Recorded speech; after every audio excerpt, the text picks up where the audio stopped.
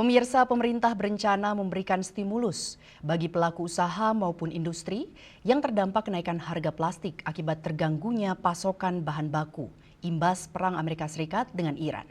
Menteri Koordinator Bidang Perekonomian Airlangga Hartarto menyatakan pemerintah bersama pelaku usaha akan membahas rencana insentif melalui Satuan Tugas Percepatan Ekonomi Nasional.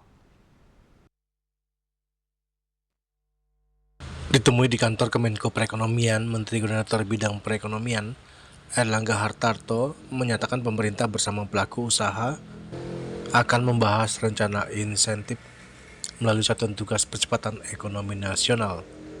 Sebelumnya pemerintah mengakui lonjakan harga plastik dipicu gangguan pasokan bahan baku utama yakni nafta dari Timur Tengah. Nafta merupakan turunan minyak bumi yang digunakan dalam produksi plastik, resin hingga karet. Sementara Menteri Perdagangan Budi Santoso menyebutkan bahwa konflik di kawasan tersebut menghambat pasokan bahan baku ke Indonesia. Karena saya beli berbagai macam jajanan udah mulai naik makanan. Besok kita akan bahas dalam rapat tim Satgas ya. Di sini Pak, besok rapat. Besok di sini. Pak, tapi untuk Satgas apa Pak? Satgas Percepatan Perekonomian Nasional. Termasuk di bottlenecking. Yang baru itu ya? Yang baru. Ya. Tapi kira-kira stimulus yang bakal diberikan apa sih Pak yang mungkin dirancang? Tunggu besok baru mau dibahas. Pak, finansial di Bali itu seperti apa? Ya.